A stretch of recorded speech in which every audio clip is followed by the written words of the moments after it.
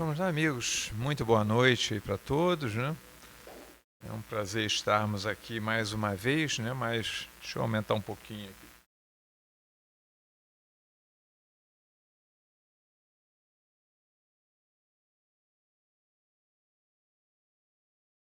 Alô? Alô?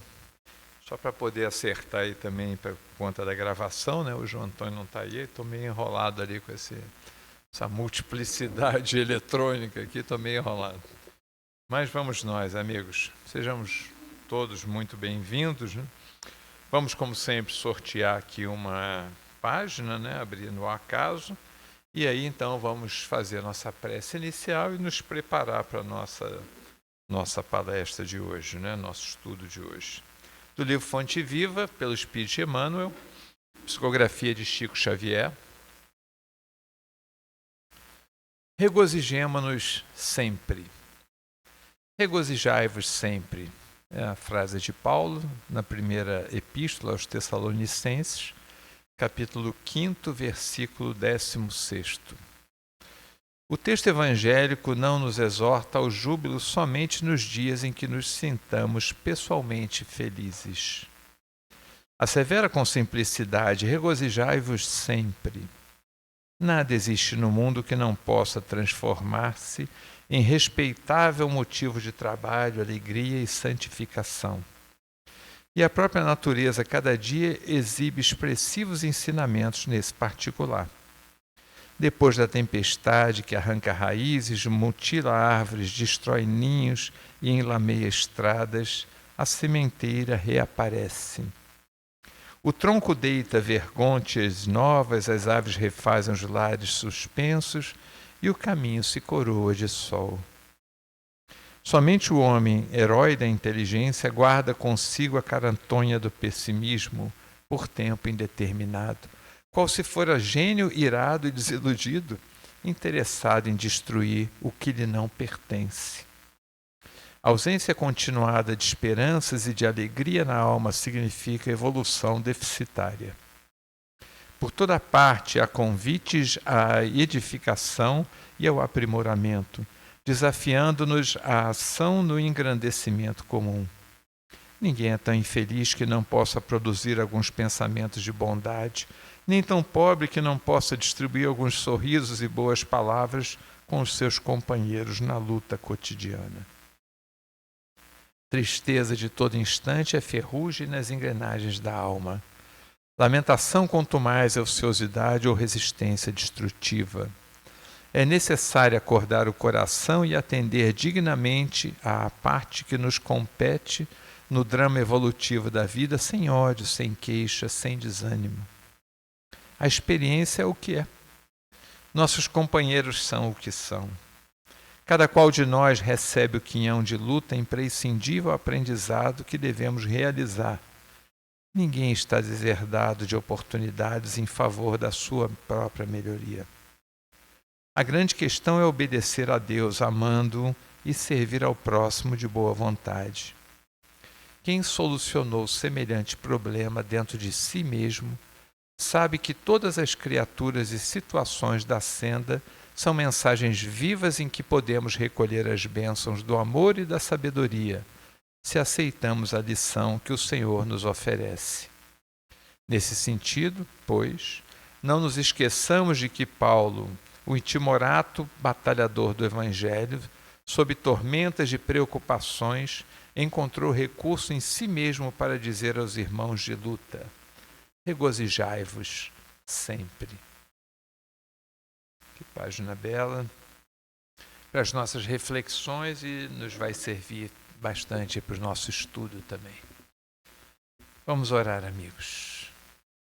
Querido Jesus, querido Paulo, apóstolo, que nos brinda com esse convite ao regozijo contínuo. Ajudai-nos, queridos amigos, para podermos encontrar sempre a paz em nossos corações, buscando sempre servir, imaginando que tudo o mais nos virá por acréscimo da misericórdia divina. Por isso te rogamos na noite de hoje, Dá-nos sempre alegria no coração, otimismo no olhar, a certeza do amanhã melhor, para podermos caminhar sempre adiante, ombreando contigo, Mestre Jesus, na busca do amanhã que construiremos no hoje. Fica conosco e abençoa-nos, dá-nos ouvidos de ouvir, agora e sempre, que assim seja.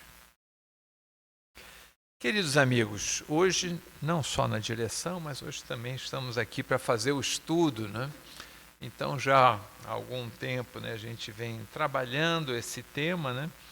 E aí, uma vez até a gente apresentou esse tema de uma forma um pouco diferente.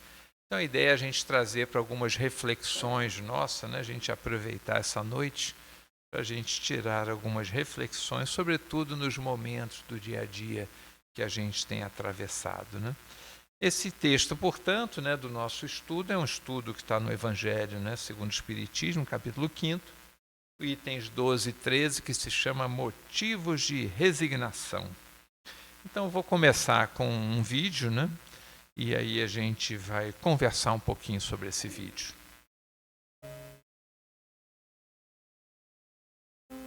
Uma jovem mãe se aproximou do leito do filhinho. Ela queria tanto que o filho crescesse e concretizasse os seus sonhos.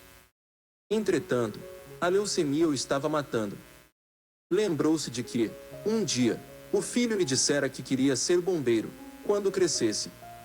Ela foi ao corpo de bombeiros local, na cidade de Phoenix, Arizona, explicou a situação do filho a um bombeiro de enorme coração, chamado Bob.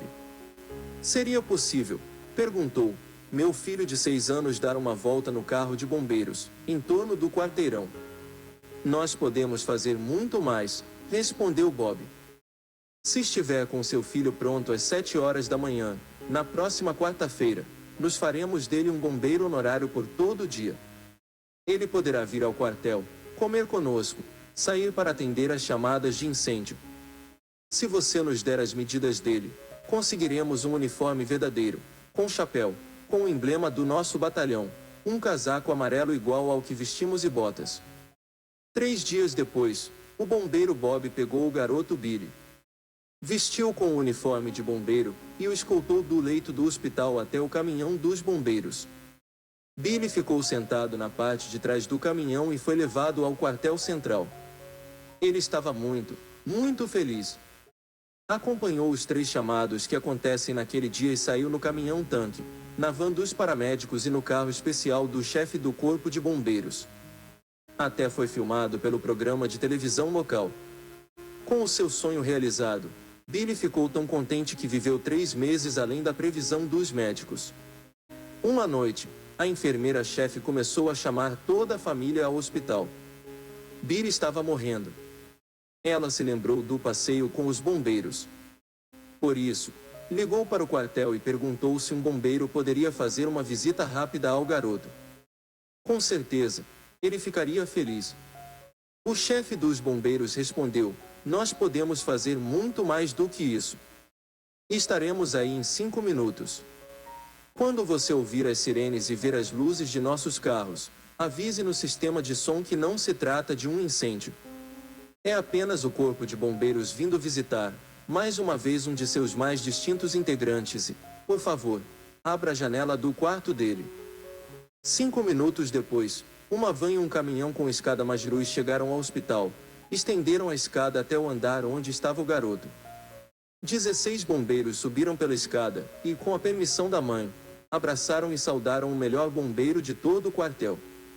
Billy deu um sorriso tímido e perguntou, sou mesmo um bombeiro? E, ante a afirmativa sorridente do chefe dos bombeiros, Billy fechou seus olhos pela última vez. Se você gostou dessa linda história, deixe seu like e compartilhe para mais pessoas. Obrigado. Esse é um texto muito utilizado hoje, né, até pelas corporações de bombeiros, inclusive aqui do Brasil, né? E é uma história verídica, né, do Corpo de Bombeiros de Phoenix, né? E por que eu trouxe esse vídeo? Para a gente conversar sobre o seguinte assunto. Esta é uma história de resignação? que vocês acham? Vamos começar por aí. O que vocês acham dessa história? É uma história de resignação? Sou todo ouvidos. Oh, tem até meia-noite, estou tranquilo aqui, pode falar. É uma história de resignação? O que é resignação? Esta é a questão, porque é uma história estranha, parece uma história de superação, né? De resistência, né? Resiliência, com certeza. Mas seria uma história de resignação? A mãe se resignou? Observa.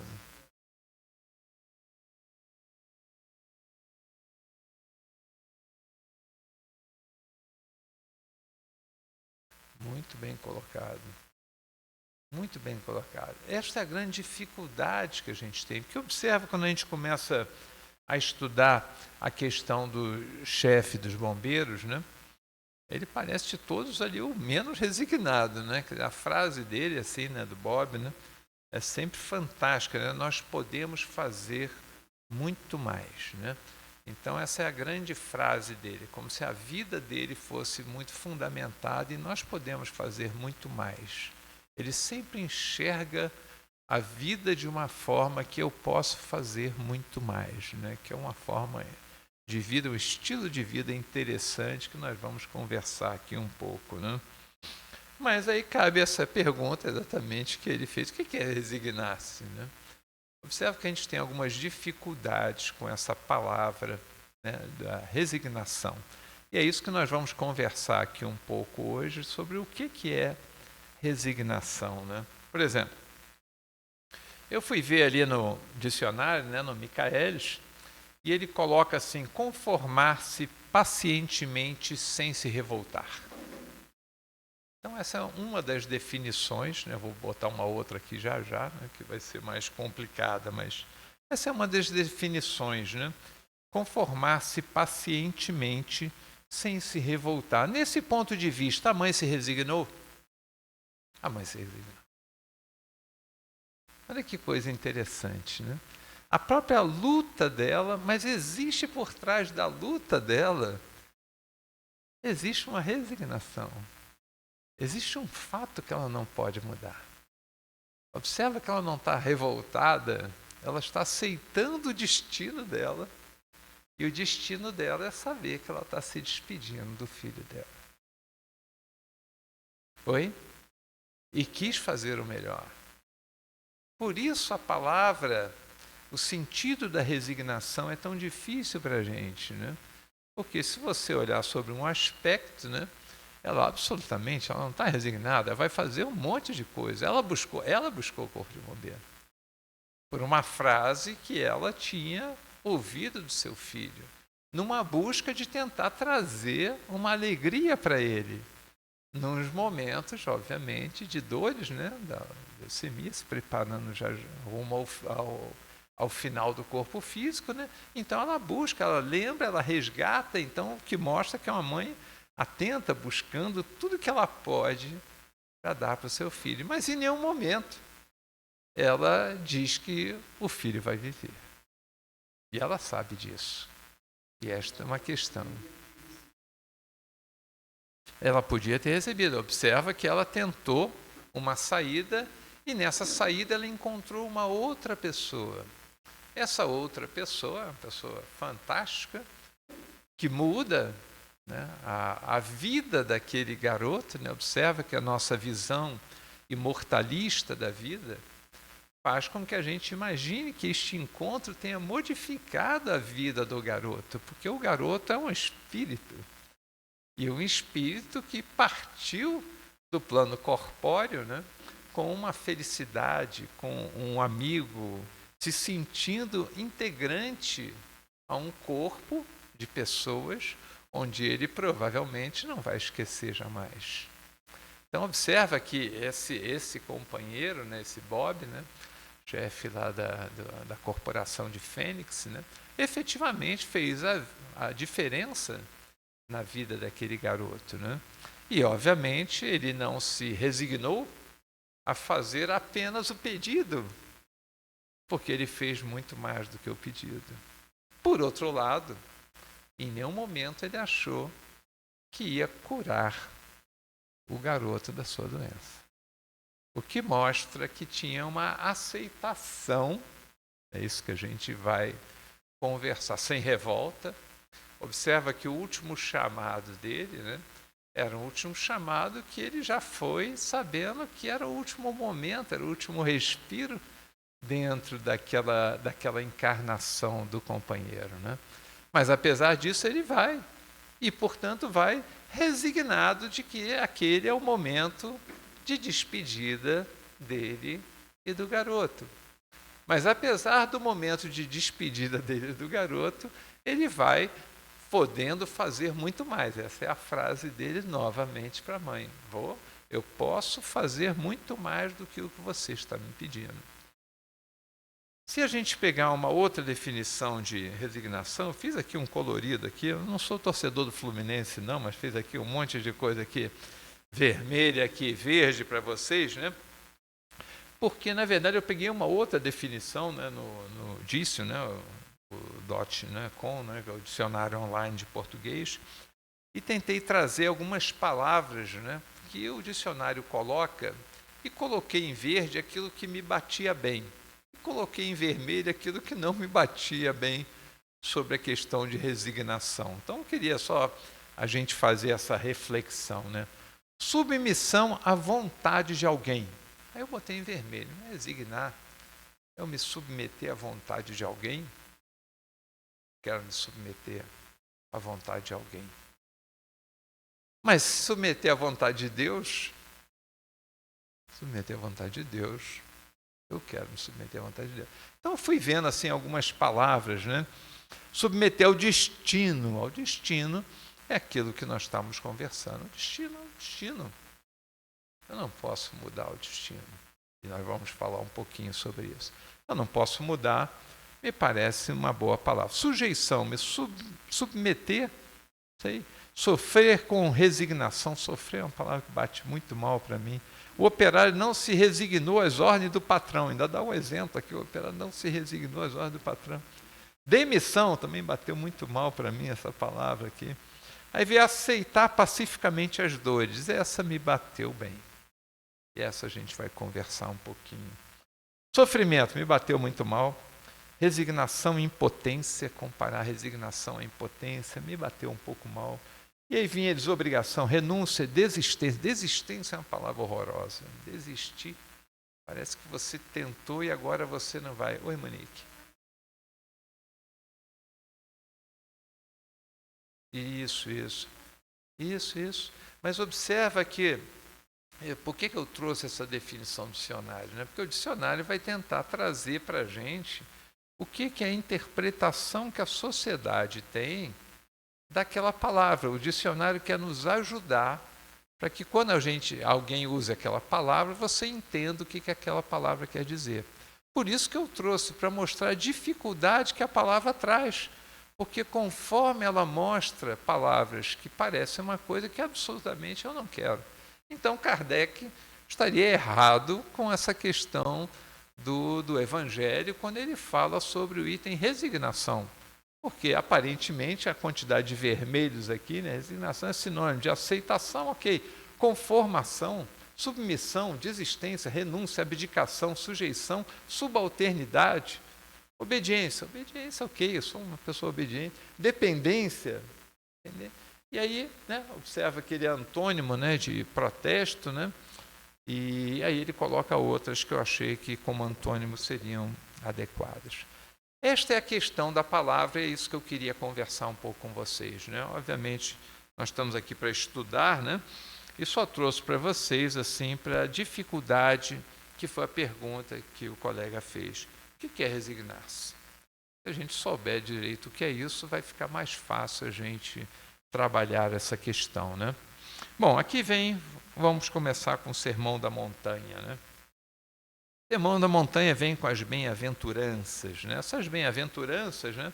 Não vamos ter tempo de trabalhar as bem-aventuranças, mas bem-aventurados os pobres em espírito, porque deles é o reino dos céus. Bem-aventurados os aflitos, porque eles serão consolados. Bem-aventurados os mansos, porque eles herdarão a terra. Bem-aventurados os que têm fome e sede de justiça, porque serão saciados. Bem-aventurados os misericordiosos, porque eles receberão misericórdia. Bem-aventurados os limpos de coração, porque eles verão a Deus. Bem-aventurados os pacificadores, porque serão chamados filhos de Deus. Bem-aventurados os perseguidos por causa da justiça, porque deles é o reino dos céus. E essa nona, que é um tema um pouco polêmico, ele fala da gente, né? Por isso que alguns não consideram como fazendo parte das bem-aventuranças, né? E outros acham que não, ele está falando com a gente. Bem-aventurados sois vós, quando vos injuriarem, perseguirem e mentindo disserem todo mal contra vós por causa de mim. Alegrai-vos e regozijai-vos, porque é grande a vossa recompensa nos céus. Bom, eu queria pensar a segunda bem-aventurança, né?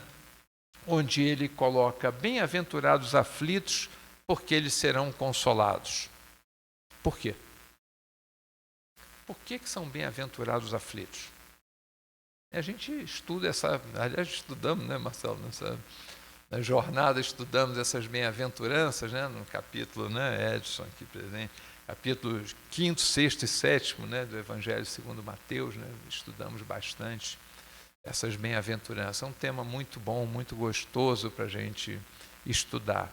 Mas Jesus falou isso, mas por que a pessoa é bem-aventurada? A pessoa está sofrendo, é um aflito, ele é bem-aventurado? Vocês já pensaram em falar isso para alguém?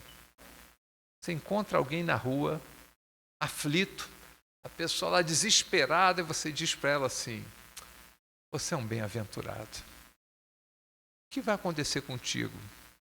Melhor correr, fala e corre, porque acho que o companheiro não vai enxergar bem o feedback. Não, você que é bem-aventurado?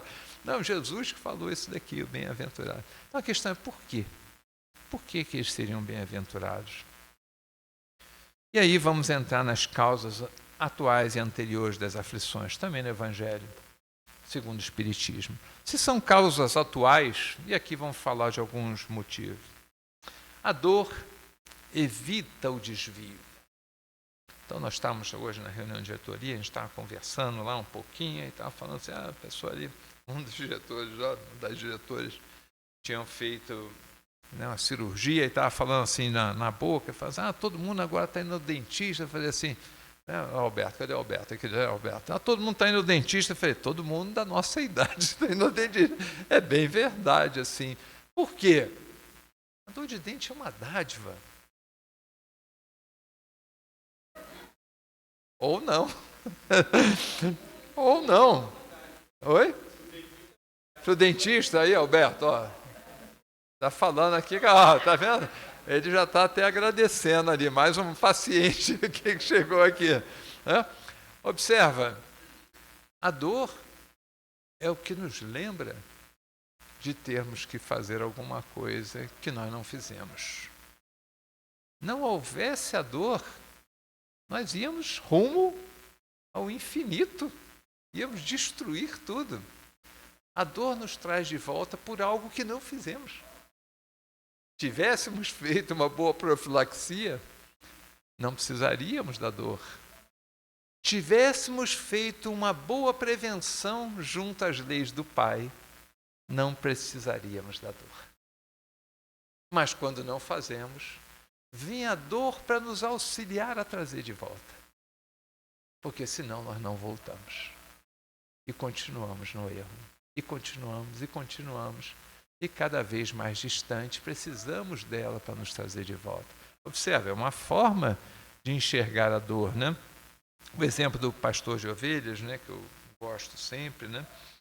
Era uma vez um pastor de ovelhas que tinha seu rebanho, né? E desse rebanho, então, uma ovelha se afastava. E aí perguntavam para ele, o que você faz quando uma ovelha se afasta? Ele vai lá, eu vou lá. Pego meu cavalo, vou atrás dela e trago ela de volta. Eu não vou deixar a ovelha se perder.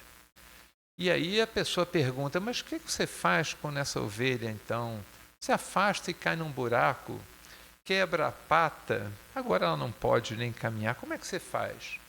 Aí faz assim, eu vou atrás dela, desço no buraco, pego e a carrego de volta, porque nenhuma ovelha poderá se perder do rebanho. E aí as pessoas ainda perguntam para ele, mas o que acontece quando uma ovelha se desvia e vai para muito, muito longe? O que você faz? Aí ele diz, aí eu não consigo. Eu não posso largar o meu rebanho inteiro para ir atrás da ovelha que foi muito longe. Ele pergunta, mas aí o que você faz então? Abandona essa ovelha? Eu falo, de jeito nenhum. Nenhuma ovelha será perdida. Aí eu mando o cachorro. E o cachorro traz ela de volta. E o cachorro é a dor. É a dor que vai nos trazer de volta. Quando nos desviamos muito, a gente não consegue mais voltar. E aí, Deus nos ajuda mandando um cachorro. E o cachorro vai e nos traz de volta em forma de dor. Então, observa. Então, ele é uma prova. Isso é uma prova. E agora vamos entrar na prova. O aluno está sempre ansioso para fazer a prova. Por quê? Porque se ele fizer a prova e passar, aquilo já não é mais um motivo de aflição para ele.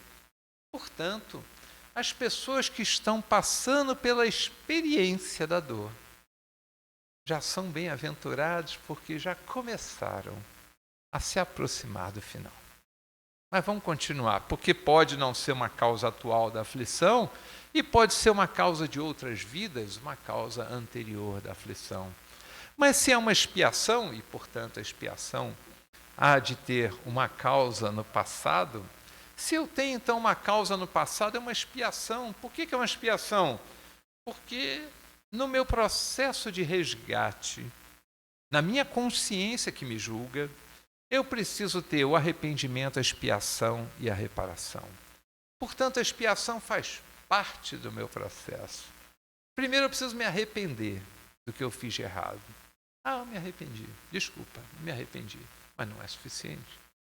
E aí vem a expiação, que é você passar pela experiência que você provocou.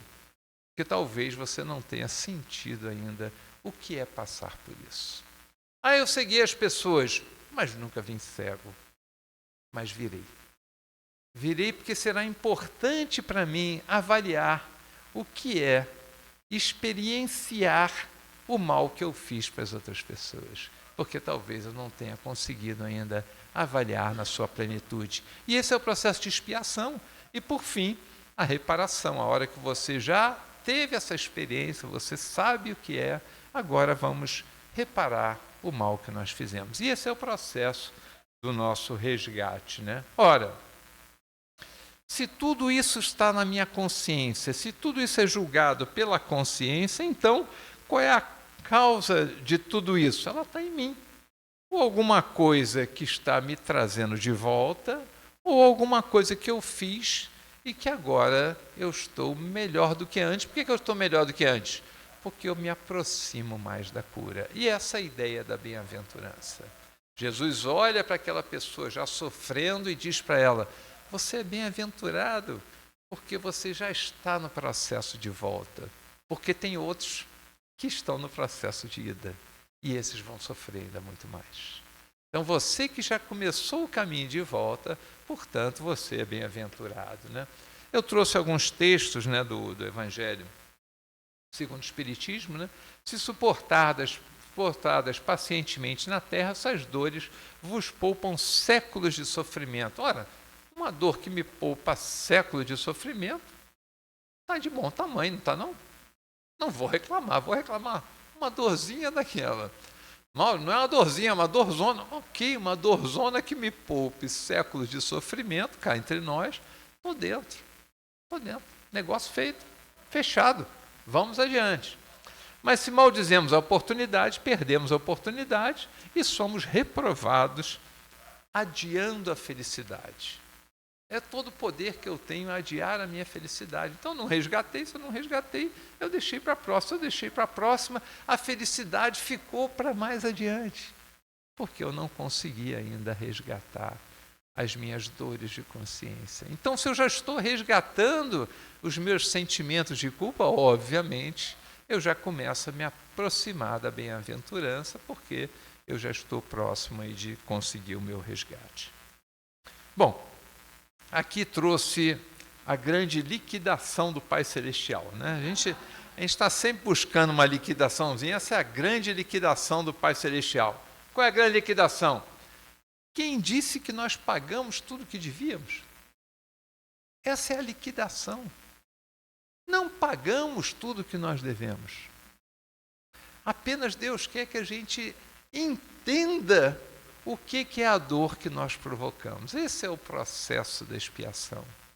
Entenda qual é a dor que você provocou. Não quer dizer que eu vou pagar tudo, vou reparar tudo. Amigos, vamos não. Temos um grande desconto. E aqui tem a frase, né, de Kardec: não se sentiria feliz o devedor por suportar toda espécie de privações para se libertar, pagando apenas a 100ª parte do que deve? Em vez de se queixar a seu credor, não lhe ficará agradecido? Imagina, me deram a liquidação do Pai Celestial. 99% não precisa pagar, não. Paga 1%. Eu olho para isso e falo assim: que maravilha, esse aqui é um pai.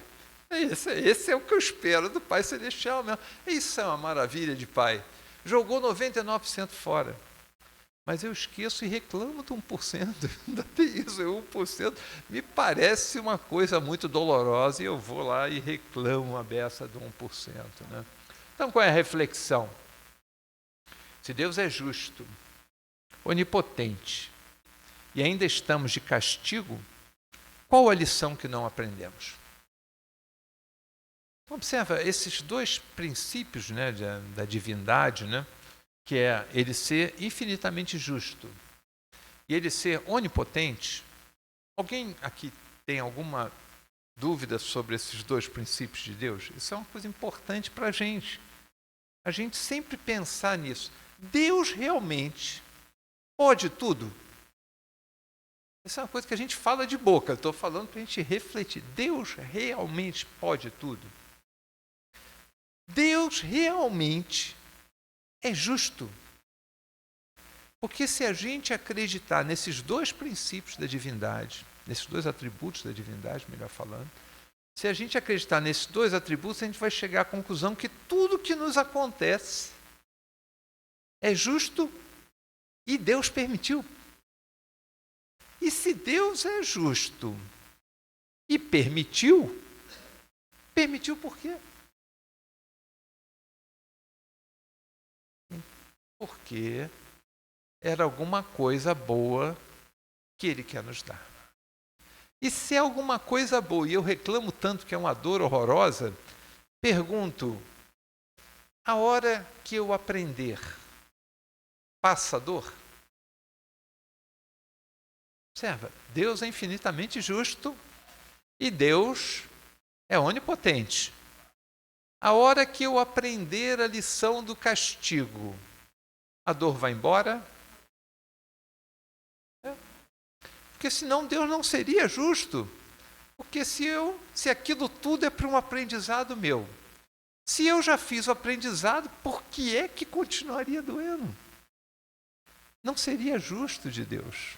Mas Deus é justo. Mas aí Deus tem que fazer parar, mas não dá mais. Nessa encarnação não dá mais para parar. Mas essa é uma visão nossa de encarnado. Quem disse que a vida é encarnada? Assim, Mauro, eu sofri a beça. Aí o que Deus fez? Deus falou: Mauro, não precisa mais sofrer. Oba! Então agora a vida vai ser a vida acima do outro lado. Porque essa daqui não dá mais para recuperar, porque não tem mais jeito. Observa, a visão de Deus não é uma visão da encarnação. É uma visão, obviamente, mortalista de todos nós. Então, a visão dele é assim: por que é que o Mauro vai ficar submetido a uma dor se a dor que era para trazer a ovelha de volta já aconteceu? Ou ainda não aconteceu. Mauro, mas eu já fui andando ali de volta para o aprisco. É verdade, mas se der uma bobeirinha, a gente foge de novo ali. Por que foge de novo? Porque ainda não aprendeu. Se ainda não aprendeu, então, provavelmente, a lição vai continuar. Então, qual é a questão nossa diante da dor, né? A questão nossa diante da dor é: qual é o aprendizado que a gente ainda não fez? Porque eu preciso fazer esse aprendizado para a dor ir embora. temporalidade das aflições, né? Tudo isso é temporal, né? Tudo isso vai passar, né? Como Chico sempre falava, né? Tudo vai passar. Se já começamos e é inevitável, estamos mais perto de terminar, já falei, somos bem-aventurados então. Não é sinônimo de gostar de sofrer. Aqui eu vou fazer uma distinção, eu sempre gosto de fazer isso, né? Isso depende muito da nomenclatura que as pessoas usam, né? A gente acaba não se entendendo muito com as nomenclaturas, mas eu vou separar o que é dor do que é sofrimento, né? Dor todos nós temos. Por quê? Porque a matéria traz dor para a gente. Toda nossa vida ela está submetida a um processo de dor. Né? Sofrimento é como eu reajo à dor. Então eu posso reagir de uma forma, como a gente falou ali, eu posso olhar para aquela dor e falar assim, essa dor está sendo boa para mim porque me levou lá no dentista. Ou posso estar sofrendo horrores, reclamando da dor que eu mesmo provoquei por não ter feito profilaxia. Qual dos dois a gente escolhe? A escolha vai nos trazer sofrimento. Esta aqui é por isso que eu sempre separo o que é dor do que é sofrimento. Sofrimento é como eu enxergo a vida, enquanto que a dor ela é inevitável. A dor existe porque estamos num mundo material. O mundo de provas e expiações é um mundo repleto de dores. Mauro, eu saí dali, eu vi uma cena horrorosa. Aliás, vamos conversar um pouco sobre essas cenas horrorosas. Eu vi uma cena horrorosa. E o que fazer com isso? A cena horrorosa é uma dor para mim. Vai gerar sofrimento ou não, dependendo da forma com que eu vejo a vida. Se eu enxergar naquela dor algum processo educativo para a sociedade, para mim, para os outros, então aquela dor não vai me causar sofrimento. A dor existe. Não podemos negar a dor. Mas o sofrimento é voluntário. Depende de como enxergamos a vida. A dor não depende de nós, mas todo o sofrimento é voluntário. Então guardem essa frase que nós vamos precisar dela aí. Todo sofrimento é voluntário. Sacrifício, né? Sacrifício, né? Outro dia até o Marcelo fez um estudo ali também, né? Falava sobre o sacrifício, né? Então eu trouxe aí algumas questões para a gente. Né? Sacrifício eu tenho muita dificuldade com essa palavra, né? Por que eu tenho muita dificuldade com sacrifício? Quem me conhece sabe que eu falo isso toda hora. Eu tenho dificuldade com a palavra sacrifício. Sacrifício vem do sagrado ofício, né? O Marcelo mesmo falava sobre isso. O sagrado ofício, você tem um ofício, né? Naquela época, né? É um ofício sagrado, a pessoa vai trabalhar no templo, num ofício, ele é um ofício sagrado. E esse sagrado ofício não quer dizer que seja ruim. A palavra oriunda do sagrado ofício, que acabou virando sacrifício, né? Ela é carregada como uma coisa ruim. Mas o sagrado ofício não é ruim. Você ter um ofício que é algo que você faz para Deus não é ruim. Muito pelo contrário. Ele carrega uma coisa boa. Entretanto, para nós, o sacrifício, por isso que eu falo, o sacrifício é sempre uma barganha com Deus. O que é o sacrifício? Eu estou sofrendo hoje, estou sofrendo horrores hoje, mas amanhã Deus vai me recompensar. A hora que cai a ficha que Deus já te recompensou, já te trouxe a dor exatamente para você poder viver a sua vida melhor, você vai perceber que não existe essa recompensa. Porque quem é que nos recompensa? Quem é que nos julga? Nossa consciência. Então quem nos recompensa? Nós mesmos. É a nossa consciência. Então tudo que eu faço, achando que é um sacrifício, ele passa por uma questão atávica nossa de outras vidas, de outras religiões, onde a gente imagina que depois de morrer haverá uma recompensa, porque Deus está vendo isso. E Deus vai me dar. E qual é o dissabor? A hora que você desencarna e vê que nada mudou. Aí eu faço aquela tarefa, eu odeio fazer isso. Eu venho para cá, eu tenho que arrumar as cadeiras. Eu tenho que botar aqui os copinhos. Eu odeio fazer esse negócio daqui. Mas Deus está vendo. Está vendo, sim. E vou desencarnar e a primeira missão que ele vai me dar é pode começar a arrumar os copinhos. Porque você não entendeu nada do arrumar os copinhos. Você não entendeu que este é o trabalho que você, fazendo com amor, você vai curar pessoas. Isso era para te dar prazer, mas você trouxe para si como se isso fosse um sacrifício. Portanto, você não conseguiu pegar a parte boa da dor. E aí, cá entre nós, continua a dor. Até a hora que você aprenda a pegar a parte boa e ter o aprendizado. Então essa é a questão do sofra agora, mas Deus me recompensará. Não vai não, muito pelo contrário, vai continuar com o sofrimento exatamente para a gente poder aprender a lição que é muito maior do que aquela questão pontual. Eu sempre gosto desse livro aqui, né, da Barry Stevens, né, que é Não Apresse o Rio, Ele Corre Sozinho. O que eu mais gosto do livro, não é um livro até sobre Gestalt, mas o que eu mais gosto do livro, na verdade, é o nome dele. Né? O rio sente prazer, essa é uma frase de Richard Bach, né? Sente prazer em nos levar apenas quando ousamos soltar-nos. Nossa verdadeira tarefa é esta viagem, esta aventura. Ilusões, né? No livro Ilusões, de Richard Bach. Né? Observa que o que é a vida? O que é a vida? Se eu fico, né, o acaso não existe, ansiedades desnecessárias, perda de energia nadando contra o rio, eu estou querendo o rio, está me puxando, eu estou querendo ir para o outro.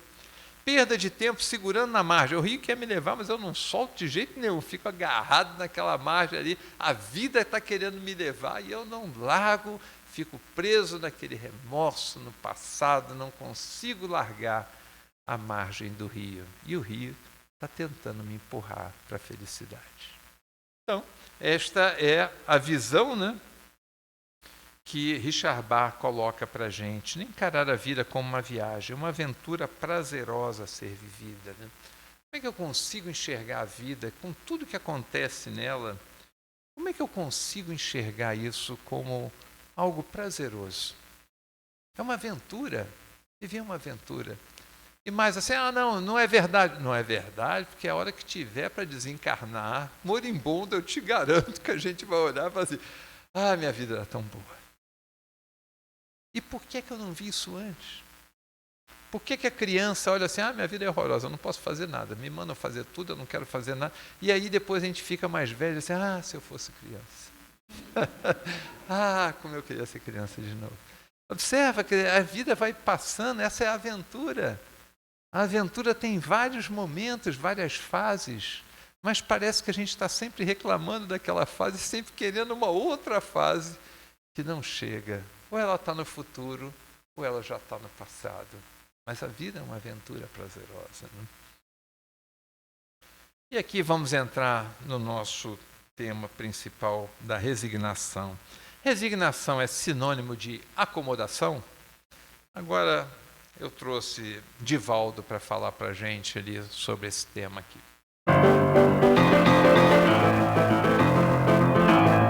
Muitas pessoas confundem o comodismo com a resignação. E algumas pessoas ficam acomodadas achando que estão se resignando. Qual a consequência espiritual disso? A proposta da vida é ação, é atividade. Durante o largo período do cristianismo primitivo, surgiram os anacoretas, aqueles indivíduos que abandonavam o mundo para dedicar-se a Deus. No século IV, por exemplo, na Turquia, havia uma montanha onde estavam aproximadamente 70 mil indivíduos que haviam fugido do mundo para as cavernas. Eram preguiçosos, porque eles deixavam de trabalhar, mas os outros tinham que trabalhar para sustentar-lhes a ociosidade. Jesus, de maneira nenhuma, procurou o isolamento. Ele sempre veio para estar com os indivíduos. Quando ele foi meditar no deserto, no início do ministério, foi uma forma de manter a comunhão com Deus e partiu dali até a cruz, sem nenhum dia de repouso, nem momento algum de ociosidade. A resignação é a aceitação dinâmica, não é a aceitação mórbida, ficar parado e deixar que aconteça. Isto é a acomodação. Se, por exemplo, eu estou diante de um infortúnio, eu o aceito, mas não fico de braços cruzados. Eu vou trabalhar para poder diminuir os efeitos, para poder erradicar as causas, senão não teria nenhum sentido. É como um aluno submetido a um teste. ele não vai apenas resignar-se por ter sido reprovado. Ele vai procurar as falhas da aprendizagem para recompor-se e voltar ao treinamento. Então, o limite da resignação é não parar de trabalhar. Gostei desse vídeo aqui porque ele deixa bem claro a diferença entre resignação e acomodação. Então, recapitulando o que Divaldo falou, ele chamou de aceitação mórbida aquilo que leva a uma acomodação, e da acomodação vêm os sacrifícios. O que é o sacrifício? A vida está assim, está muito ruim, mas eu tenho que continuar assim mesmo. Observe, eu estou resignado, porque Deus está me vendo e vai me dar, em contrapartida, alguma coisa no futuro. Mas essa visão nós já comentamos que não está correta.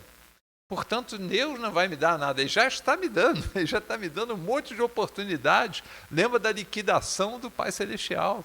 Deus já está na grande liquidação com a gente, já nos deu. A gente é que não está conseguindo aproveitar. Portanto, esta visão não está correta, é o que Divaldo chamou de aceitação mórbida. É você olhar, por isso a dificuldade com a palavra resignação que a gente tanto conversou no início. Porque quando eu olho para a resignação como sinônimo de acomodação, eu olho para isso e falo assim, pelo amor de Deus, não faça isso. Isto é muito ruim. E não faz sentido.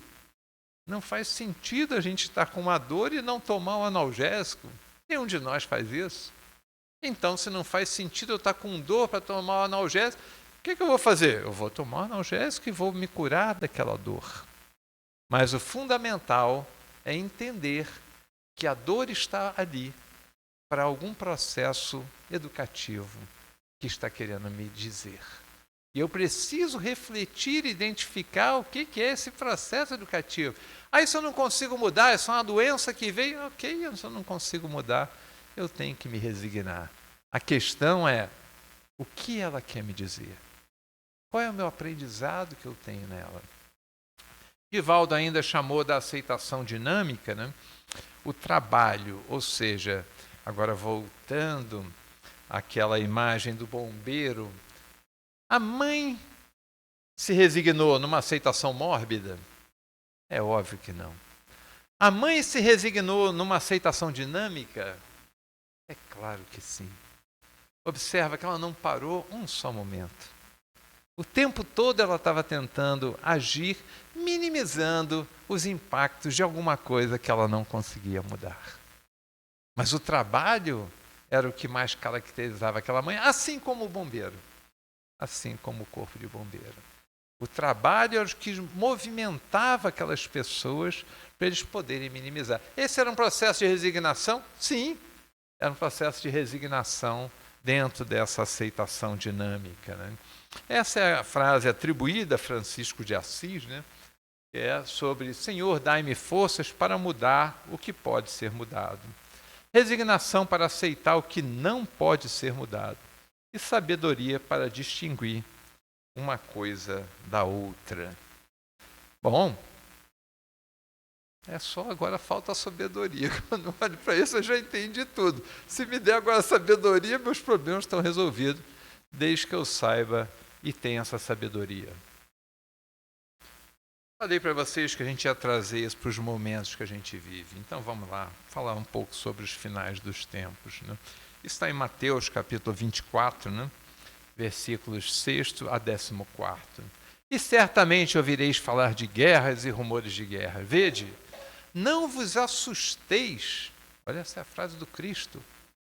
Não vos assusteis. Mas eu acho que eu me assustei. Ou não? Não vos assusteis, porque é necessário. Deus é onipotente. Deus pode fazer parar, não pode não? Ou não pode? Isso ele não pode. Pode. Não vos assusteis, porque é necessário assim acontecer. Mas ainda não é o fim. Vamos tentar entender a frase de Jesus. Porquanto se levantará nação contra nação, reino contra reino, e haverá fomes e terremotos em vários lugares. Depois do ataque de Hamas a Israel, já tinham morrido naquele dia mais de 1.000 pessoas. Houve um terremoto no Afeganistão. Morreram 2.000 pessoas no terremoto do Afeganistão. 2.000 pessoas. No mesmo dia do ataque do Hamas, com 1.000 e poucos, morreram 2.000 de terremoto. Será que Deus está querendo ajudar Hamas ali, botar mais gente para morrer? Aonde? No Afeganistão. Estranho. A terra que abrigou Bin Laden. Observa. Ou Deus está jogando dados, isso é coincidência. Observa, para a gente refletir nas coisas. Aonde está Deus? É necessário assim acontecer, mas não é o fim, porque se levantar nação contra nação, reino contra reino, haverá fomes e terremotos em vários lugares, porém tudo isso é o princípio das dores. Então sereis atribulados e vos matarão. Sereis odiados de todas as nações por causa do meu nome. Por que odiado? Por que um seguidor de Jesus seria odiado nesses momentos? O que vocês acham?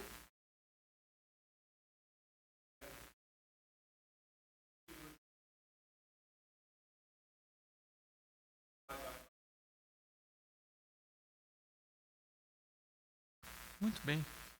Muito bom, Marcelo. Observa que no momento onde todos estão polarizados, um quer matar o outro, você chega... A turminha do deixa disso. Né? Você vai lá, não. Eu falo, deixa disso, pessoal. Deixa disso. Como deixar disso? Ninguém quer deixar disso. Porque as pessoas querem brigar. E você está dizendo, não, vamos fazer a paz aqui, mas as pessoas querem brigar. Como fazer para que as pessoas não briguem? O amor se esfriará de quase todos. Aquele, porém, que perseverar até o fim, esse será salvo. Então vamos ficar com essa mensagem, né? Aquele que perseverar até o fim, esse será salvo. Todos aqueles que estiverem realmente defendendo a paz, a não violência, vão ser odiados pelo meu nome. Algumas frases assim, chaves que Jesus deixou. E ouvireis falar de guerra, rumores de guerras e calamidades e terremotos, tudo isso Jesus já nos falou há 2.000 anos atrás. Não vos assusteis. Não vos assusteis. E aqui vem uma outra reflexão para a gente. De que lado estamos? Né? A primeira bandeira é a da Ucrânia, né? A segunda da Rússia, né? A de baixo, Israel, né? E depois Gaza, né? O Líbano, né? O mundo palestino, né? De que lado nós estamos? Muito bem colocado. De que lado estamos? Do lado de Jesus. Essa é a grande questão para as nossas escolhas. Mas nós temos dificuldade com essas escolhas. Por que nós temos dificuldade? Porque mexe com a nossa violência. Nós trazemos uma violência dentro da gente. E, portanto, quando a gente vê algum ataque, qualquer coisa que a gente vê, isso mexe com a nossa sensibilidade que nós já conseguimos ter. E qual é a primeira reação? Quando a gente vê alguém sendo atacado, qual é a primeira reação nossa? Atacar. É de tomar um lado, é fazer aquela escolha ali. Qual escolha? Para quem eu estou torcendo, né? Lembro até do Felipe quando era pequeno, que fala muito assim, quem é o do bem, quem é o do mal? Assim, essa era a grande pergunta do nosso filho, era sempre essa, assim, ele via as coisas, quem é do bem, quem é do mal? Porque ele queria torcer para o do bem. Aí veio a guerra, né? Lembra da guerra, quando veio, né? Ele perguntava, quem é do bem, quem é do mal? A gente fala assim, filho, na guerra não tem do bem e do mal, só tem gente sofrendo. Então é uma questão de escolha nossa, pessoal. Mas a escolha, não esquece que vão ser odiados pelo meu nome. Porque a escolha é a escolha pela paz. Né? E aí, a última reflexão para a gente é uma aceitação mórbida ou uma aceitação dinâmica? Que foi o que Divaldo trouxe. Mauro, eu estou orando aqui pela paz. Bom, isso. Resignação, claro. Foi pregado na cruz. Jesus foi pregado na cruz, não reagiu. Não reagiu contra a cruz. Foi pregado na cruz. Não abdicou de nenhum dos seus princípios e foi pregado na cruz exatamente por conta disso. Pelas coisas que ele defende.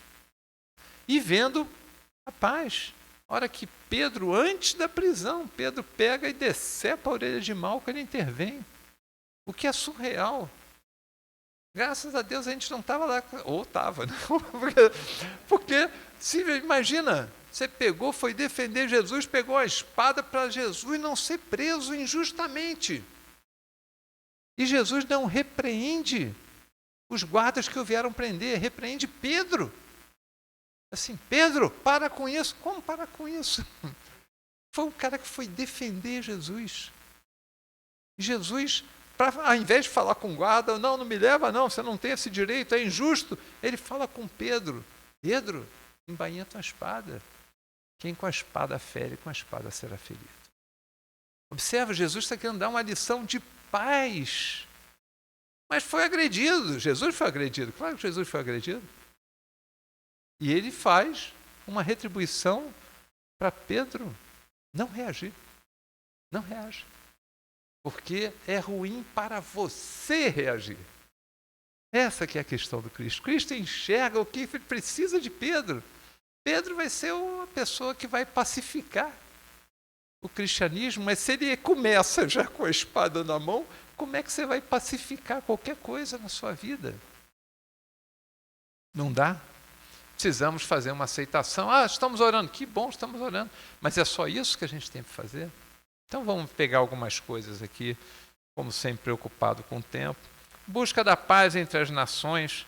Né? A paz do mundo começa em mim. Essa é a frase de Nando Cordel, né? Uma música dele, né? Que a gente gosta muito. Né? A paz do mundo começa em mim. Né? Eu quero a paz entre as nações, mas essa pode ser uma aceitação mórbida, porque eu também quero, todo mundo quer.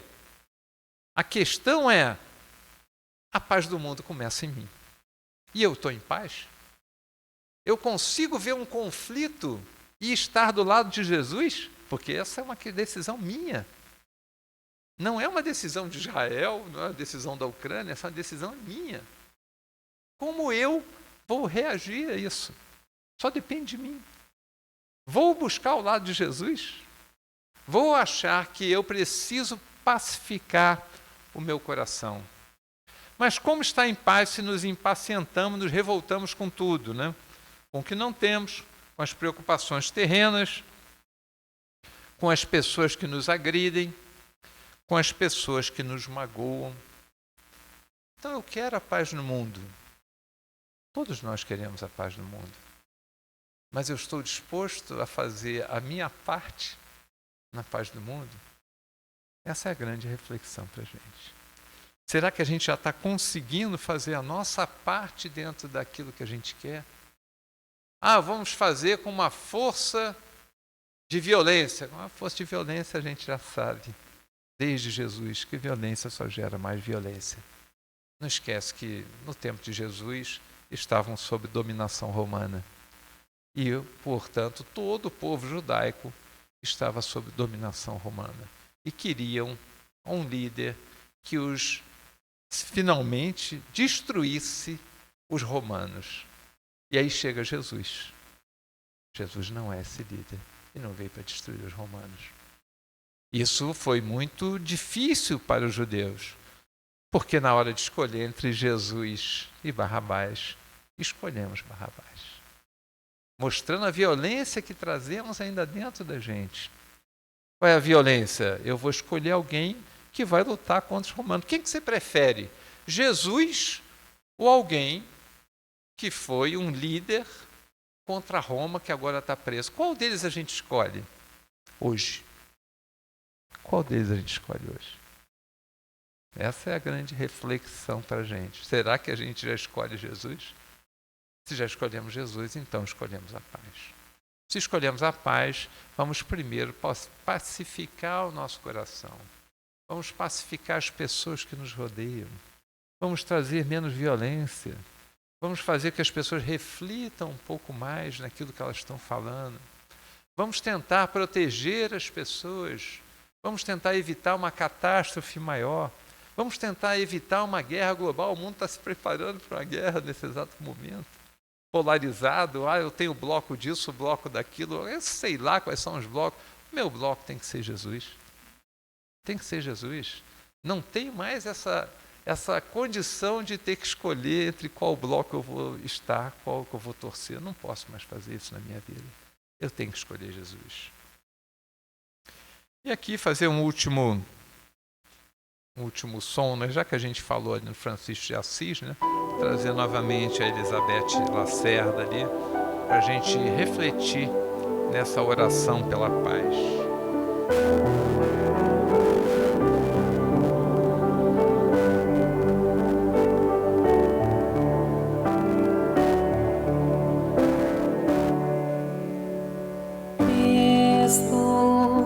Quero ser instrumento de tua paz e do teu infinito amor. Onde houver ódio e rancor, que eu leve a concórdia, que eu leve o amor.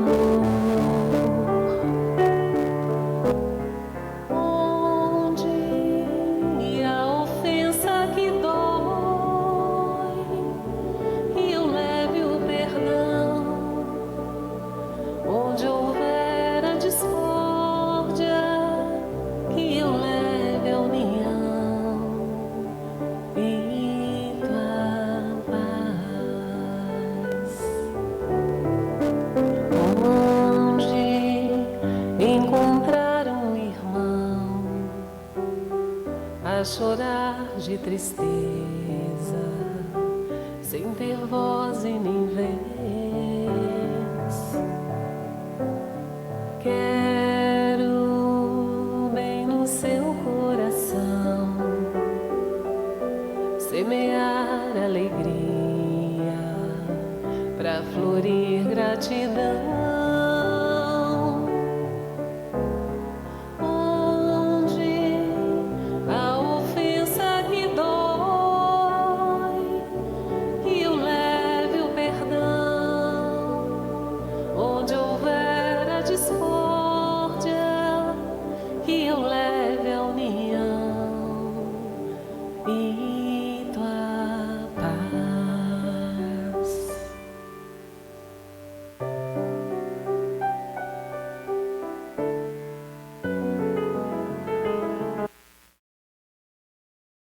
Estamos um pouco atrasados, então vou só interromper aqui o nosso vídeo, né?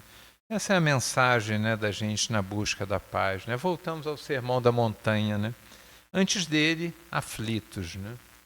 Depois dele, Jesus, resignados, otimistas, ansiosos para lutar, bem-aventurados, enfim, em paz. Deixando sempre essa última frase do bombeiro, né? Eu posso fazer muito melhor, muito mais. Muito obrigado, amigos. Um grande abraço para todos e um beijo no coração. Amigos, vamos a alguns avisos. Eu estou com sorte hoje que eu passei do tempo, mas o dirigente não reclamou. Essa é a grande vantagem de você fazer os dois juntos. Exatamente. Eu fico tranquilo, porque eu sei que o dirigente não vai reclamar. E aí a Márcia me pediu para dar uns avisos aqui, então vamos chegar.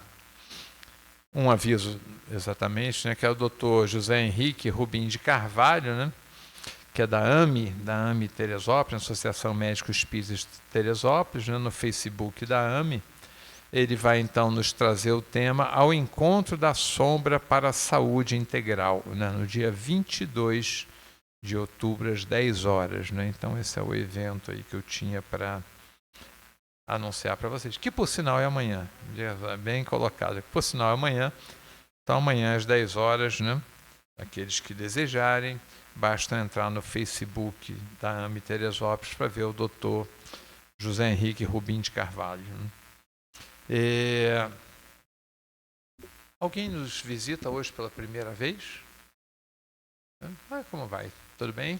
Então tá, já me apresentei, mas pode falar seu nome, por favor? Júlia. Josi, obrigado, Josi. Seja muito bem-vinda aí, já conversamos aí também. Mas querendo aí sempre, Josi, mais informação aí, será sempre um prazer poder ajudá-la. Tá bom, Josi? Obrigado aí, Edson. Bom, vamos então encerrando essa nossa primeira parte, né, dos estudos, trazendo aí a nossa prece aí de encerramento para a gente poder passar para o trabalho de passe, né? O Edson então vai dirigir o passe. Aqueles que desejarem tomar passe, aguardem, né, que nós chamaremos, né? Então vamos à prece final. Marílios, você pode fazer a nossa prece, por favor?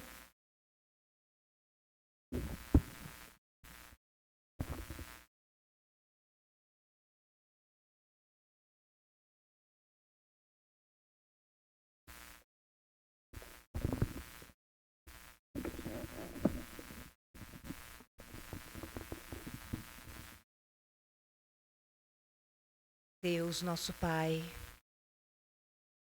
Jesus Cristo, nosso Mestre, nosso Guia, que disse para nós: onde 2 ou mais se reunirem em meu nome, ali eu estarei. E hoje podemos te sentir, Jesus, aqui entre nós, através da paz, a paz que pregastes para todos nós, a paz que buscamos para os nossos corações, a paz que oramos para que habite os corações da nossa família e humanidade em todo o nosso planeta.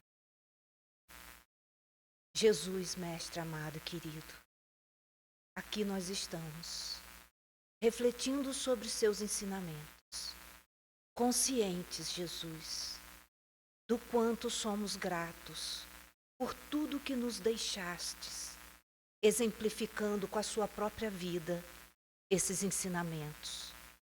Portanto, nos resta nesta noite, de luz, de paz e de aprendizado, agradecer, Jesus, a você e a Deus, nosso Pai, pela nossa vida, pelas nossas dores, pela nossa resignação e por tudo que faz por nós. E que a sua paz seja a nossa paz, seja a paz de todos, hoje, agora e sempre. Que assim seja.